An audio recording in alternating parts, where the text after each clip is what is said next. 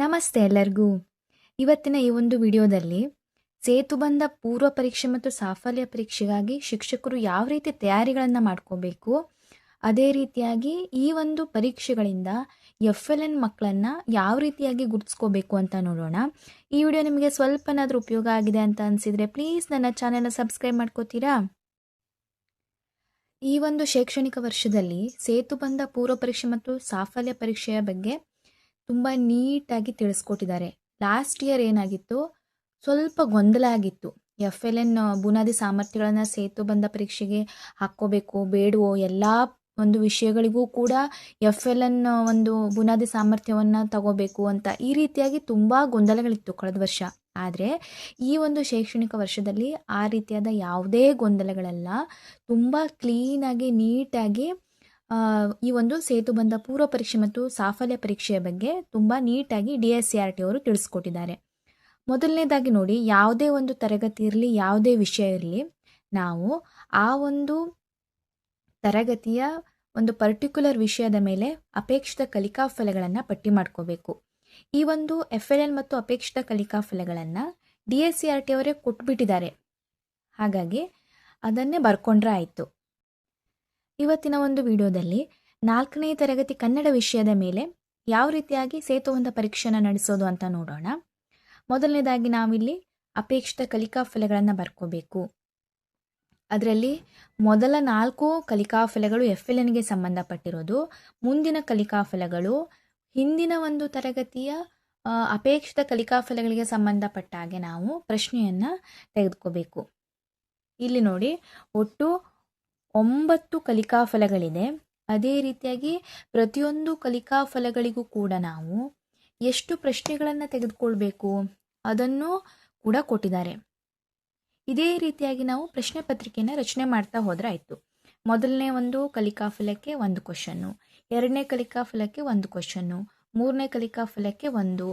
ಅದೇ ರೀತಿಯಾಗಿ ಇಲ್ಲಿ ನೋಡಿ, 8ನೇ ಒಂದು ಕಲಿಕಾ ಫಲದಲ್ಲಿ 2 ಪ್ರಶ್ನೆ. ಈ ರೀತಿಯಾಗಿ ನಾವು ಮೊದಲು ಒಂದು ಕಲಿಕಾ ಫಲಗಳ ಪಟ್ಟಿಯನ್ನು ಬರೆದುಕೊಂಡು ಈ ರೀತಿಯಾಗಿ ಪ್ರಶ್ನೆಗಳ ಸಂಖ್ಯೆಯನ್ನು ಬರ್ಕೊಳ್ಳೋಣ. ನಾವು ಯಾವ ರೀತಿಯಾಗಿ ಕಲಿಕಾ ಫಲಗಳನ್ನು ಪಟ್ಟಿ ಮಾಡ್ಕೊಂಡಿರ್ತೀವೋ ಆ ರೀತಿಯಾಗಿ ನಾವಿಲ್ಲಿ ಪ್ರಶ್ನೆಯನ್ನು ತೆಗೆದುಕೊಳ್ಬೇಕು. ಅಂದರೆ 1ನೇ ಕಲಿಕಾ ಫಲ ಯಾವ ರೀತಿ ಹೇಳುತ್ತೆ ಅದಕ್ಕೆ ಸಂಬಂಧಿಸಿದಂತಹ ಪ್ರಶ್ನೆ, 2ನೇ ಕಲಿಕಾ ಫಲ ಯಾವ ರೀತಿ ಹೇಳುತ್ತೆ ಅದಕ್ಕೆ ಸಂಬಂಧಿಸಿದಂತಹ ಪ್ರಶ್ನೆ. ಈ ರೀತಿಯಾಗಿ ಕಲಿಕಾ ಫಲಗಳಿಗೆ ಅನುಗುಣವಾಗಿ ಇಲ್ಲಿ ಏನು 1, 2, 3 ಅಂತ ಇದೆ ಅಲ್ಲ, ಇದು ಕಲಿಕಾ ಫಲಗಳು.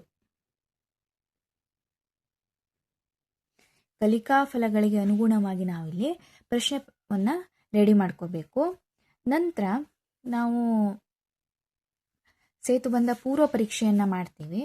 ಪೂರ್ವ ಪರೀಕ್ಷೆಯನ್ನು ಮಾಡಿ ನಾವು ಪ್ರಶ್ನಾವಾರು ಮೌಲ್ಯಮಾಪನವನ್ನು ಮಾಡ್ತೀವಿ. ಅಂದರೆ ಈ ಮೊದಲನೇ ಪ್ರಶ್ನೆ ಅವನು ಕರೆಕ್ಟಾಗಿ ಉತ್ತರ ಹೇಳಿದರೆ ಅಥವಾ ಬರೆದಿದ್ರೆ A ಅಂತ ಕೊಡ್ತೀವಿ.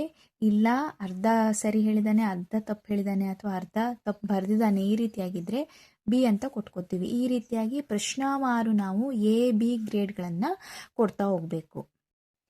ಸರಿ, ನಾವು ಕಲಿಕಾ ಫಲಗಳನ್ನು ಬರ್ಕೊಂಡ್ವಿ. ಆ ಕಲಿಕಾ ಫಲಗಳಿಗೆ ಅನುಗುಣವಾಗಿ ಪ್ರಶ್ನೆಯನ್ನು ರೆಡಿ ಮಾಡ್ಕೊಂಡ್ವಿ. ಅದೇ ರೀತಿಯಾಗಿ ಪ್ರಶ್ನಾವಾರು ಮೌಲ್ಯಮಾಪನ ಸಹಿತ ಮಾಡಿದ್ವಿ. ಈಗ ಅದನ್ನು ಈ ಒಂದು ಕಾಲಮ್ನಲ್ಲಿ ಯಾವ ರೀತಿಯಾಗಿ ಬರ್ಕೊಳ್ಳೋದು ಅಂದರೆ ವಿಶ್ಲೇಷಣೆ, ಉತ್ತರ ಪತ್ರಿಕೆ ವಿಶ್ಲೇಷಣೆ ಯಾವ ರೀತಿಯಾಗಿ ಮಾಡೋದು. ಇಲ್ಲಿ ವಿದ್ಯಾರ್ಥಿಗಳ ಹೆಸರನ್ನು ಬರ್ಕೊಳ್ಳೋಣ. ಈಗ ಮೊದಲನೇ ವಿದ್ಯಾರ್ಥಿ, ಈಗ ಮೊದಲನೇ ಪ್ರಶ್ನೆಗೆ A ತೆಗೆದಿದ್ದಾನೋ B ತೆಗೆದಿದ್ದಾನೋ, 2ನೇ ಪ್ರಶ್ನೆಗೆ A ತೆಗೆದಿದ್ದಾನೋ B ತೆಗೆದಿದ್ದಾನೋ, ಈ ರೀತಿಯಾಗಿ ಉತ್ತರ ಪತ್ರಿಕೆ ಒಂದು ವಿಶ್ಲೇಷಣೆಯನ್ನು ಮಾಡ್ಕೋಬೇಕು. ಒಟ್ಟು ಎಷ್ಟು A ತೆಗೆದಿದ್ದಾರೆ, ಒಟ್ಟು ಎಷ್ಟು B ತೆಗೆದಿದ್ದಾರೆ, ಈ ರೀತಿಯಾಗಿ ನಾವು ಮೌಲ್ಯಮಾಪನ ಮಾಡಿದ ನಂತರ ಆ ಒಂದು ಉತ್ತರ ಪತ್ರಿಕೆ ವಿಶ್ಲೇಷಣೆಯನ್ನು ಈ ರೀತಿಯಾಗಿ ಬರ್ಕೋಬೇಕು.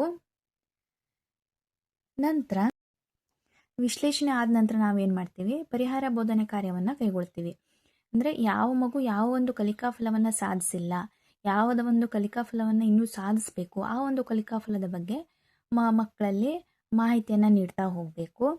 ನಂತರ ಸಾಫಲ್ಯ ಪರೀಕ್ಷೆ ಬರುತ್ತೆ. ಕೊನೆಯದಾಗಿ ನಾವು ಯಾವ ರೀತಿಯಾಗಿ ಕಲಿಕಾ ಫಲಗಳನ್ನು ಮಾಡ್ಕೊಂಡಿರ್ತೀವೋ ಅದೇ ಕಲಿಕಾ ಫಲಗಳಿಗೆ ಅನುಗುಣವಾಗಿ ನಾವು ಸಾಫಲ್ಯ ಪರೀಕ್ಷೆ ಪ್ರಶ್ನೆಗಳನ್ನು ರಚನೆ ಮಾಡ್ಕೋಬೇಕಾಗುತ್ತೆ. ಹೇಗೆ ಪೂರ್ವ ಪರೀಕ್ಷೆಗೆ ಕಲಿಕಾ ಫಲಗಳಿಗೆ ಅನುಗುಣವಾಗಿ ಪ್ರಶ್ನೆ ಪತ್ರಿಕೆಯನ್ನು ರಚನೆ ಮಾಡಿಕೊಂಡಿದ್ವೋ ಅದೇ ರೀತಿಯಾಗಿ ಸಾಫಲ್ಯ ಪರೀಕ್ಷೆ ಪ್ರಶ್ನೆ ಪತ್ರಿಕೆಯನ್ನು ರಚನೆ ಮಾಡ್ಕೋಬೇಕು.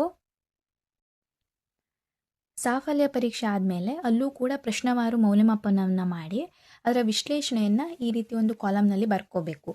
ಈಗ ಫೈನಲ್ ಆಗಿ ನಮಗೆ FLN ಮಕ್ಕಳು ಎಷ್ಟು ಜನ, ಅದೇ ರೀತಿಯಾಗಿ ಪರಿಹಾರ ಬೋಧನೆಗೆ ಎಷ್ಟು ಜನ ಮಕ್ಕಳು ಬರ್ತಾರೆ, ಇದನ್ನು ನಾವು ನೋಡ್ಕೋಬೇಕಾಗುತ್ತೆ.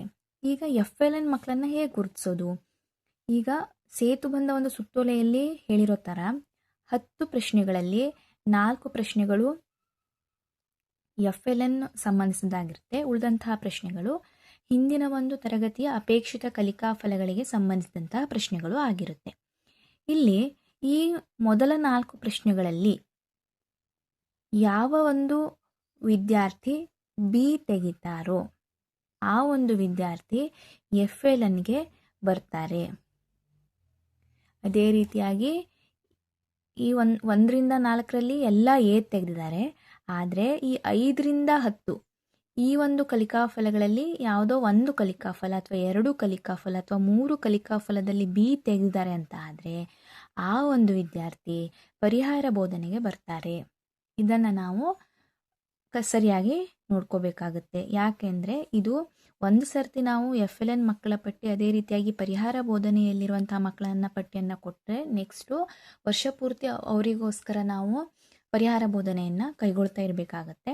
ಇನ್ನೊಂದು ಸರ್ತಿ ಹೇಳ್ತೀನಿ, ಈ 1ರಿಂದ 4 ಪ್ರಶ್ನೆಗಳಲ್ಲಿ ಯಾವ ವಿದ್ಯಾರ್ಥಿ B ತೆಗೆದಿರ್ತಾನೆ, ಅದು 1 ಇರಲಿ 2 ಇರಲಿ 3 B ಇರಲಿ 4 B ಇರಲಿ, ಆ ಒಂದು ವಿದ್ಯಾರ್ಥಿ FLN ಮಕ್ಕಳ ಪಟ್ಟಿಗೆ ಸೇರ್ತಾರೆ.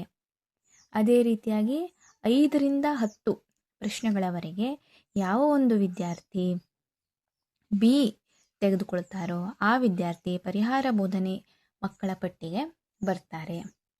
ಈ ರೀತಿಯಾಗಿ ನಾವು ಪ್ರತಿಯೊಂದು ವಿಷಯಕ್ಕೂ ಕೂಡ FLN ಕಲಿಕಾ ಫಲಗಳ ಪಟ್ಟಿ, ಸೇತುಬಂಧ ಪೂರ್ವ ಪರೀಕ್ಷೆಯ ಪ್ರಶ್ನೆ ಪತ್ರಿಕೆ, ಅದರ ವಿಶ್ಲೇಷಣೆ, ಸಾಫಲ್ಯ ಪರೀಕ್ಷೆಯ ಪ್ರಶ್ನೆ ಪತ್ರಿಕೆ, ಅದರ ವಿಶ್ಲೇಷಣೆ, ಇವಿಷ್ಟನ್ನು ಮಾಡಿದ್ರೆ ಒಂದು ಸೇತುಬಂಧ ಯಶಸ್ವಿಯಾಗಿ ಪೂರ್ಣಗೊಳ್ಳುತ್ತೆ. ಇವತ್ತಿನ ಈ ಒಂದು ವಿಡಿಯೋ ನಿಮಗೆ ಉಪಯೋಗ ಆಗಿದೆ ಅಂತ ಭಾವಿಸ್ತೀನಿ.